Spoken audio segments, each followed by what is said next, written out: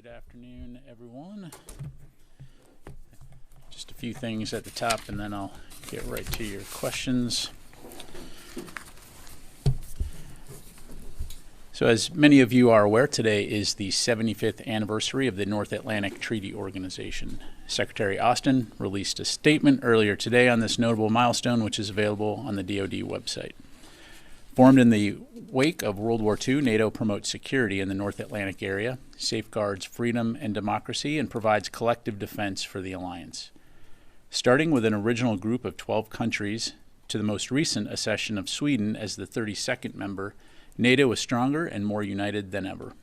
As we look forward to hosting NATO's historic 75th anniversary summit here in Washington this July, we will continue to strengthen our collective defense and deterrence through the development of advanced systems across all domains, combined training, and common purpose to defend each other against all emerging threats today and in the future.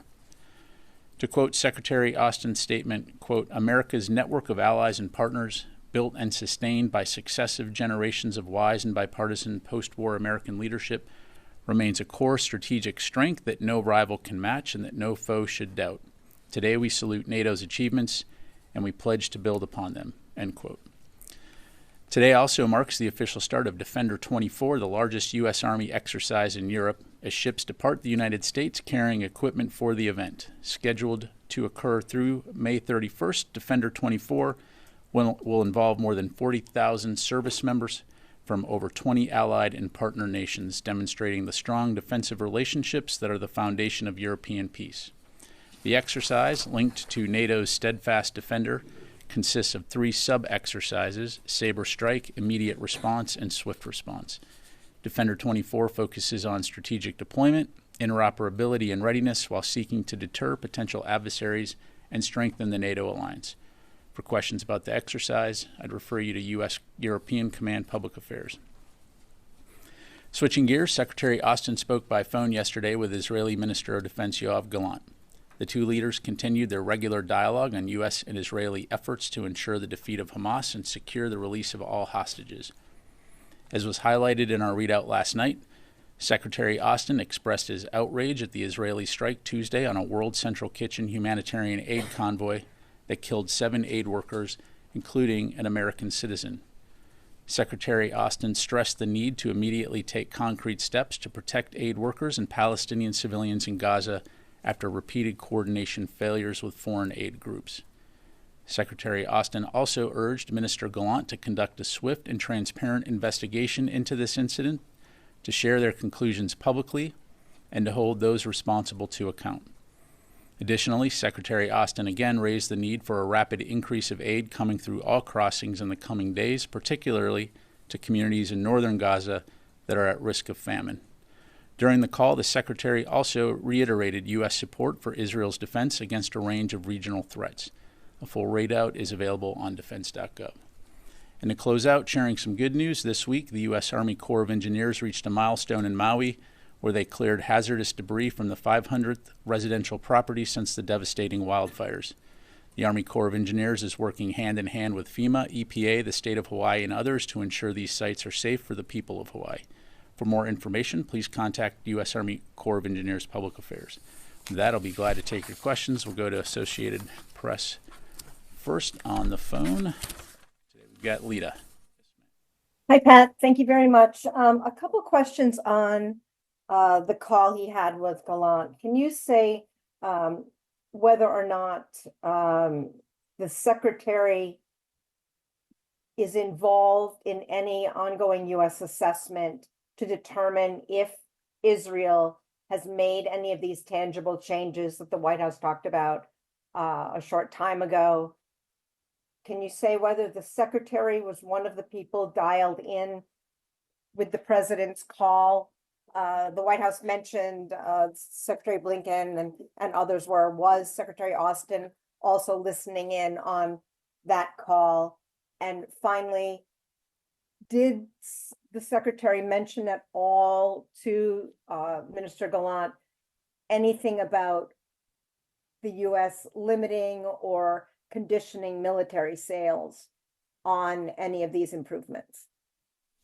Anything else, Lita? think those are all the questions for the day. All right, so just taking it from the top. In terms of the concrete steps that have been highlighted and that the White House highlighted, Secretary Austin, of course, maintains a professional relationship with Minister Gallant. They communicate frequently, as you know, and so I expect that to be a topic of discussion going forward. In terms of today's call with the Prime Minister, to my knowledge, the Secretary was not in on that call or listening in on that call. And then as far as your last question, what I've provided in the readout is what was discussed. And again, the Secretary reiterated U.S. support for helping Israel defend itself from a range of regional threats. So I just leave it there. Let me come back into the room here. Jennifer. Pat, are you rethinking the employment of the so-called JLOTs, the seaborne delivery of humanitarian aid to Gaza in the wake of the World Central Kitchen disaster? No. The JLOTS continues to be en route. We expect to achieve full operations capability by the end of the month, early May, as we talked about, approximately 60 days. Although, of course, we are working to move as quickly as we can on that front. And so once operational, again, the capability that will provide is the ability to send upwards of 2 million meals per day into Gaza. And so planning for that continues. We're on track in terms of the timeline, and we continue to work closely with partners in the region. As you've heard others say, Israel has committed to providing security on the shore for that effort. When it comes to the receiving and then onward distribution of that aid, we're working with USAID and others to finalize those details. I don't have anything to provide to you now. There's so many groups now saying they won't distribute in Gaza. They're pulling out. The UAE has just frozen relations. How do you plan to distribute aid and not have either chaos or a security situation?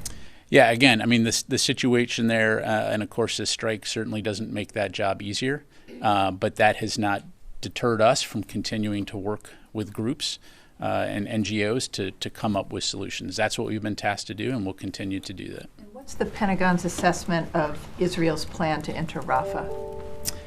To my knowledge, we haven't seen a detailed plan at this point. As has been mentioned, we've been briefed on concepts. As you know, there was a meeting at the White House, a virtual meeting earlier this week to continue having that conversation. And so, again, I'd refer you to Israel in terms of their plan, but we continue to highlight the fact that any operation needs to incorporate civilian safety and ensuring that humanitarian assistance can get in. But essentially no plan has been shared with you. There's no plan at this point. To my knowledge, we've not received a detailed plan. After his call with Prime Minister Netanyahu, the president in the statement said, the U.S. will change its policy if Israel doesn't make some changes in its sort of Gaza war effort.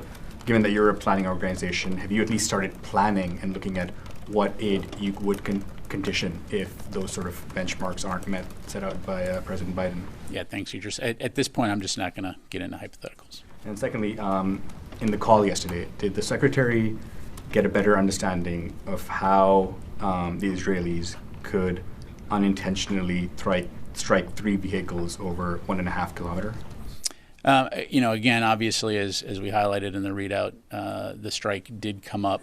The Israelis have initiated an investigation. I think they've spoken, at least initially, on some of the preliminary findings. But of course, we don't want to get ahead of that investigation.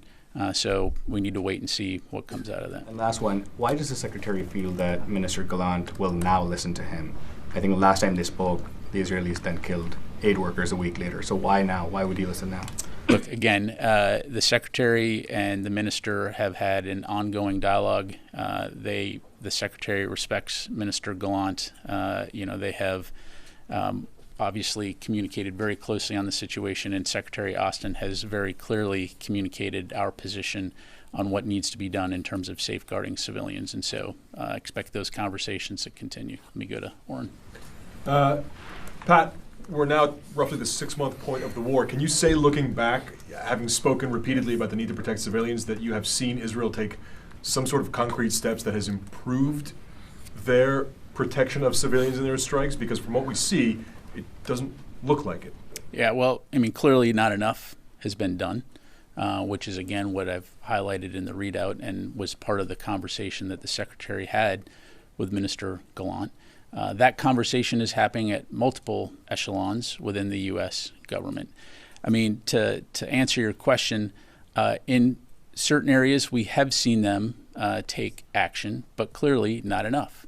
And so, again, we're going to continue to set that expectation, and we're going to continue to have those conversations. Yes, sir. Yes, Daniele Compatangelo for Italian La Sette News Channel. I have two questions. One is about Gaza and the other one about Ukraine. The first question is, what are the steps suggested from the Secretary to de-escalate the situation in Gaza, looking to the escalation between Israel and Iran, who is very dangerous at this time? So what are the steps suggested toward peace? And then the second question, it would be about Ukraine and Russia, the situation in Ukraine. From the European perspective, although there are a lot of aids coming in, it seems stalling. And so again, what the Pentagon suggests to move the situation and find a solution toward peace, because Europe is afraid of a war. Sure.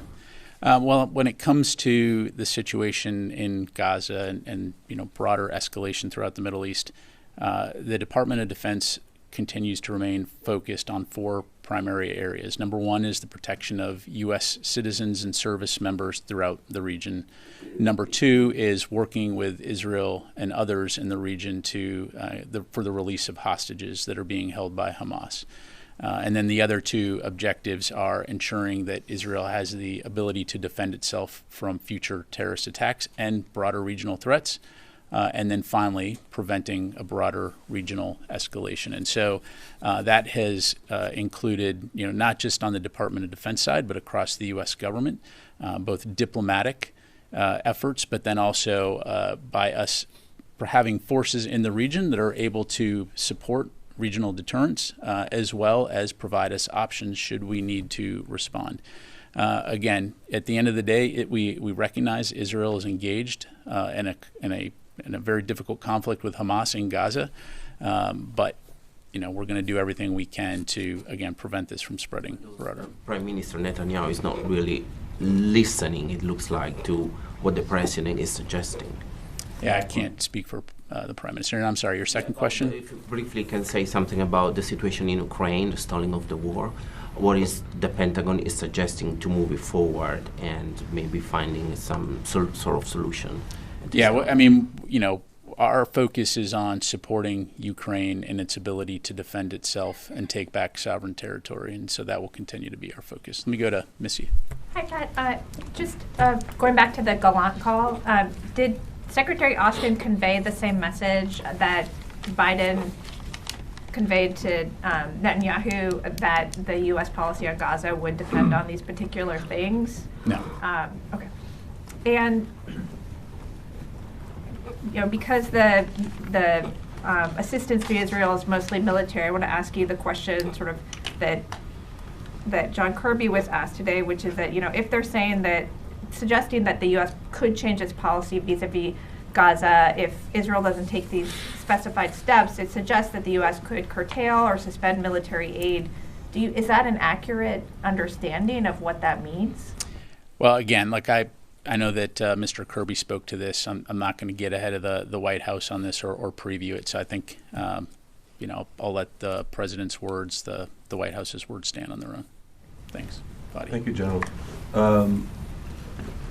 I believe when the Secretary was at the Hill, he mentioned the number back then, 25,000 civilian deaths in Gaza, and he said majority of whom were women and children. And yesterday, in the call for the first time, we read that he expressed outrage at the death of aid workers.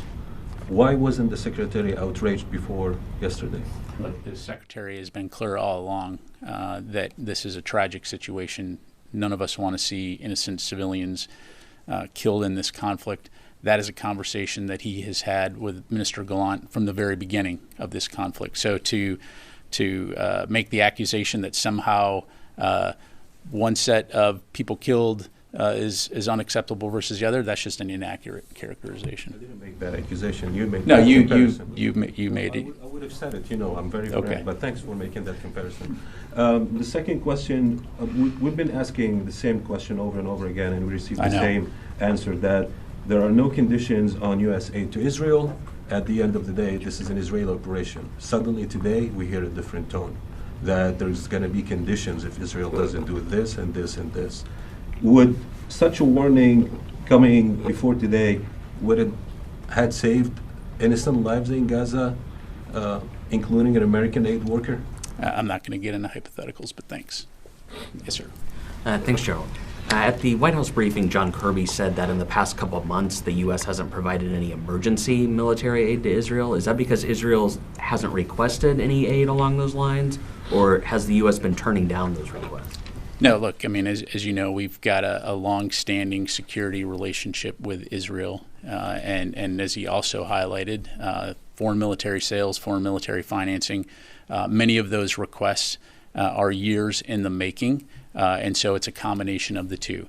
But as we've highlighted, shortly after October 7, very shortly, we were able to rush some additional security assistance to help meet Israel's immediate needs. And no additional assistance has been rushed in that way since the sort of... I mean, we continue to support Israel with the capabilities that they've purchased as well as requested, but I don't have anything specific to read out to you. Let me go to Jeannie. Thank you, General. Two questions.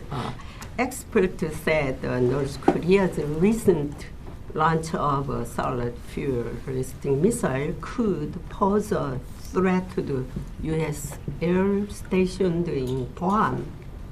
What is your comment on this, or how did your assessment on this?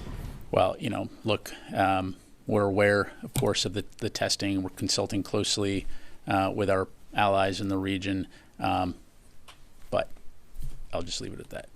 The second one, and Russian President Putin and Chinese President Xi Jinping will meeting in next month.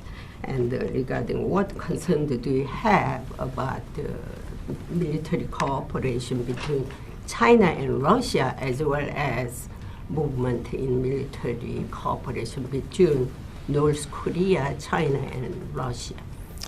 Well, again, look, our focus in the region is on working with allies and partners to ensure regional security and stability, and that will continue to remain our focus. Each of the nations that you highlighted are sovereign nations, and they're going to make decisions about who they cooperate with and who they don't. Where it becomes a problem is when we start to see malign activity in terms of providing Russia, for example, with capabilities that they're then in turn using to attack Ukraine. So again, we'll continue to monitor that closely. All right, let me go to the phones here real quick. Let me go to Patty, Task and Purpose. Hi, Pat.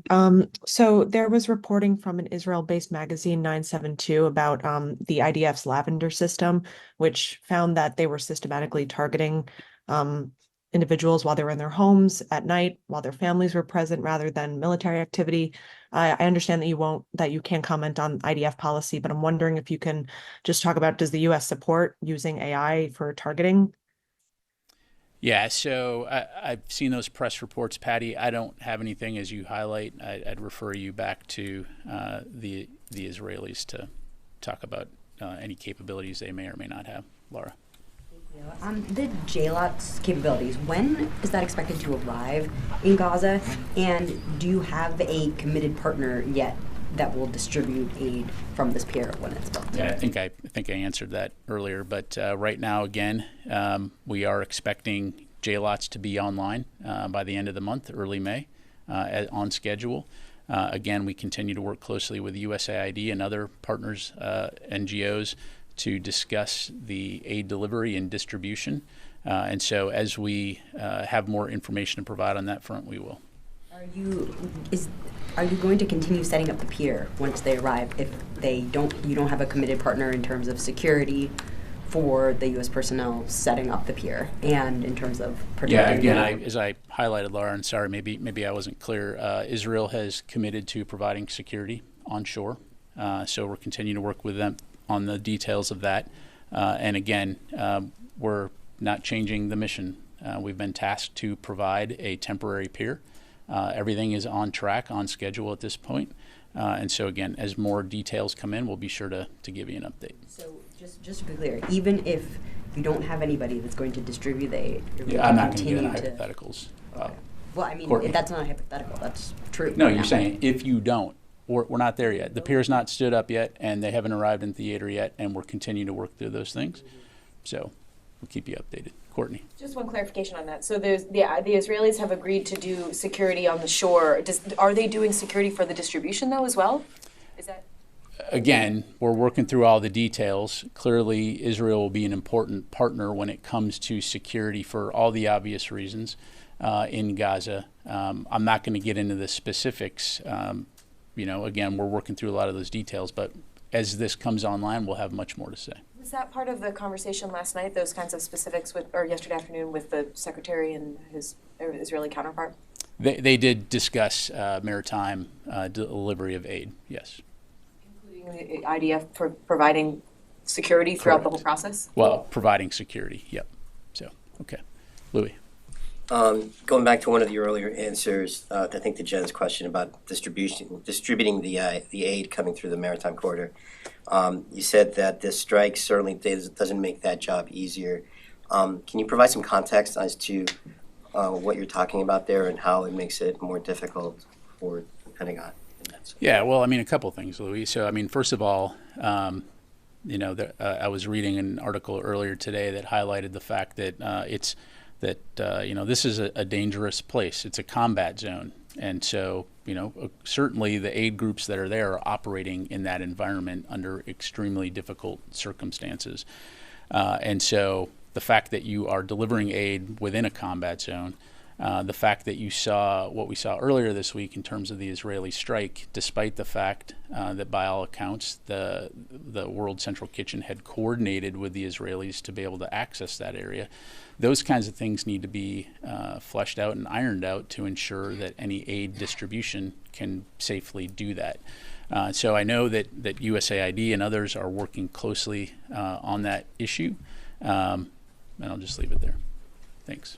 Let me go back to Jennifer. I'm going to go to Just a quick follow-up on the Lavender system. Is there any indication that the Lavender system or any AI-generated targets was responsible for this World Central Kitchen attack? Again, I can't get ahead of an Israeli investigation. I know they're looking into this, so I'd have to refer you to them. And why wasn't Secretary Austin on the call with the Prime Minister, given the military component of this current operation and discussion? Yeah, look, I don't think that's, again, unusual. I mean, we do a series of phone calls. Senior leaders do a series of phone calls all the time, depending on the topic to be discussed, based on schedules. So that in and of itself is not unusual. Ashley. Just a couple of follow-up questions, since it's an evolving situation right now, and things are rapidly changing. Is the U.S. prepared to do its own investigation into the strike on the aid workers? Not to my knowledge. And then also, do you have a total you could provide us of military aid provided to Israel since October 7th? I don't have anything in front of me here today. Ashley, thank you. Yeah. Valerie Shelburne with USA News. Has there been any impact to U.S. operations with the Danish frigate that had the faulty missile launcher that's blocking entrance to the Baltic shipping lanes? I don't have anything on that. Thanks. Let me get a couple other folks who haven't called on here. Mike. Yeah, thanks, Pat. In August 2021, the U.S. launched a drone strike that killed 7 children and 3 adults. For several days, people in this building, including your predecessor and the former chairman, insisted it was a righteous mission. Nobody was punished for it. Nobody lost their job over it. I mean, is the U.S. really in a position to be outraged about what happened in Israel, since it seems to almost mirror what happened what the U.S. did in Afghanistan? Yeah, Mike. I mean, I appreciate the question, but I'm not going to be able to talk about the past. All I can talk about today is the present, and the fact is, 7 civilians who were delivering food to people who are in extreme need were killed in an airstrike. So it's a tragic situation. I think we can all agree. And so I'll just leave it there. Sir. Thank you, General. Alan Fisher from Al Jazeera English. Can you remember yourself any time that the Secretary has expressed publicly his outrage at the death of aid workers in Gaza, including the more than 160 that died before the attack on World Central Kitchen? And if you can you point me in the direction of times where he expressed publicly his outrage at the death of aid workers before that incident? Yeah, look, the Secretary clearly feels this is an important issue. He's addressed the situation, the civilian and humanitarian situation in Gaza on multiple occasions. Nearly every single time he speaks to Minister Gallant, this is a topic of discussion and will continue to be an important topic. Let me go to the phone here. Constantine. Just to follow up. Can you remember any time he expressed his public outrage? Because it seems to me this is the first time he's done that when an American has died, and there's a lot of publicity globally about what's happened to World Central Kitchen. Look, again, the Secretary feels this is an important issue. I appreciate the opportunity to, communicate your sentiment in that way, but I can assure you that this is an important topic for the Secretary. Let me go to ConstantineMilitary.com. Thanks, Pat. On the JLOTS plans, I know you said that plans are still ongoing, that you guys are committed to putting the system in place, but has the World Food Kitchen strike altered those plans or caused you guys to think about any aspect of these plans differently? And sort of related to that, I suppose, can you speak as to whether those plans involve any U.S. Navy warships being present in the area? Thanks. Yeah, thanks, Constantine.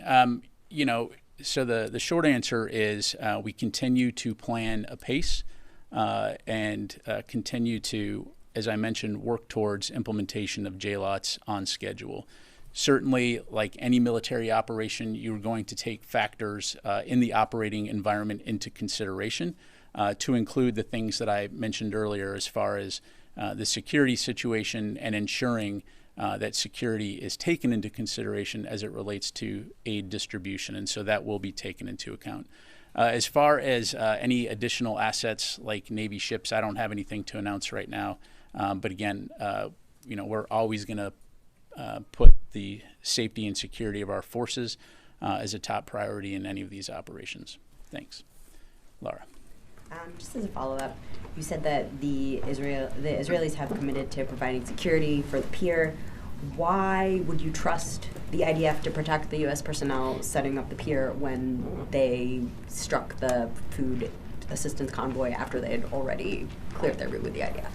Look, again, I know Israel's investigating in terms of the strike on World Central Kitchen, and we trust that Israel will provide the security that we need on the shore. Let me go to Jared. Hey, sir. Nearly a month ago, a group of UN experts reported, quote, over 14 recorded incidents of Israeli forces shooting, shelling, and targeting groups gathered to receive urgently needed supplies from trucks or airdrops between mid-January and the end of February 2024. The quote goes on. Israel has also opened fire on humanitarian aid convoys on several occasions, despite the fact that the convoys shared their coordinates with Israel. That statement was issued on March 5th. Does the department see the strike on the World Central Kitchen convoy as part of a pattern, and have department officials told their Israeli counterparts to stop the IDF from firing on aid convoys where civilians gathered to receive aid? Well, look, Jared, I think I addressed that, in the top there, where Secretary Austin again highlighted to Minister Gallant the need to take concrete steps to protect aid workers and Palestinian civilians after repeated coordination failures with foreign aid groups. And so I think our expectation is that, yes, they will obviously need to do much better when it comes to ensuring that that aid is not only delivered more frequently into Gaza, but done so in a way that's safe and secure for those who are receiving that aid. So the subject of Israeli forces open firing on civilians gathered to receive aid, this has been a subject of discussion in past weeks and months. I think that the topic of taking civilian safety into account when conducting operations has been a topic almost since the beginning of this conflict. Thank you, sir. Thank you. I have one in Ukraine and one on the Pacific. What does the Pentagon think about the idea voiced by Jens Stoltenberg about moving the Ukraine Defense Contact Group under NATO leadership, given the concerns about the lack of support from the United States? So I don't have any announcements to make regarding a shift in the overall, management of the UDCG.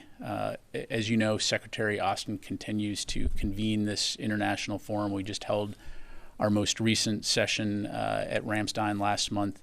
Of course, there's always conversations that are going on to look at how we can work with allies and partners to ensure that support for Ukraine is done in a systemic, sustainable, deliberate way. That's why you see things like the capability coalitions that have been stood up, the National Armaments Directors meetings.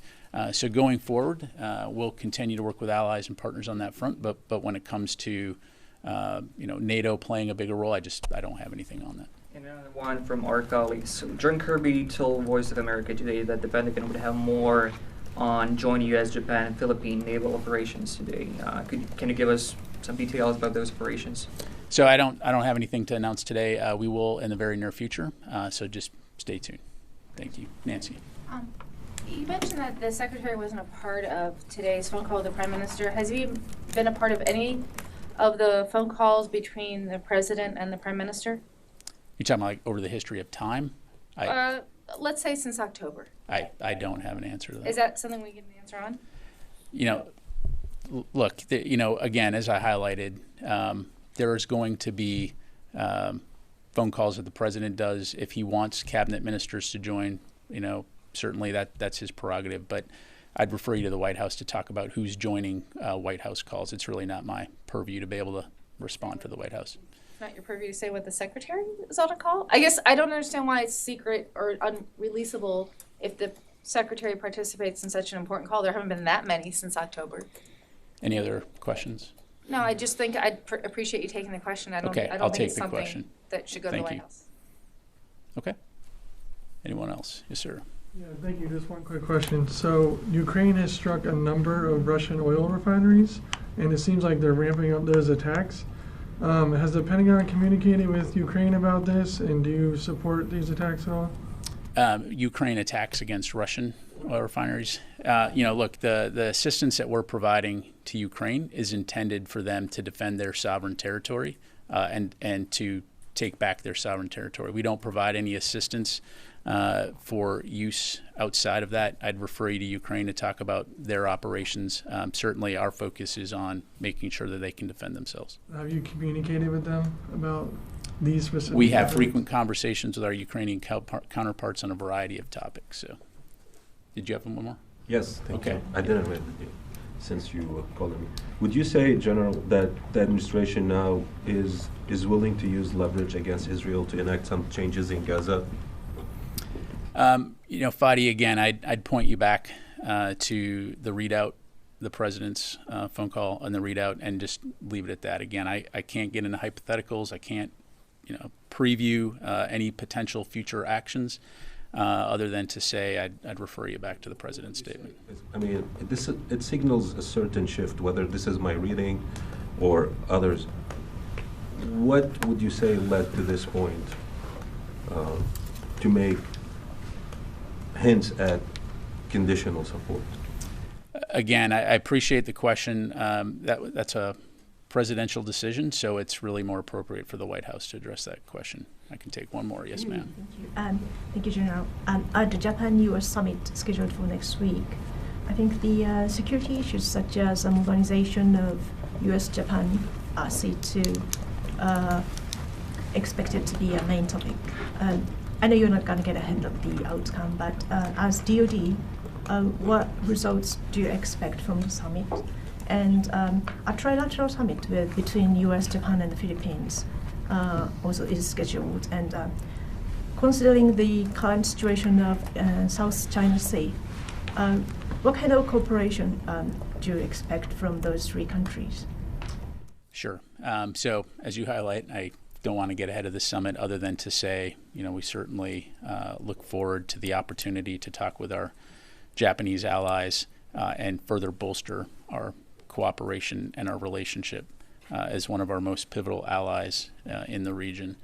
When it comes to the United States and the Philippines, and working trilaterally in the South China Sea, again, as I highlighted earlier, our main focus is on working together to ensure that the Indo-Pacific region remains free, it remains open, and that there's security and stability throughout the region. That is what our focus is. And so we'll continue to coordinate with one another and look at areas where we can cooperate to ensure that that's the case. Thank you very much, everybody. Appreciate it.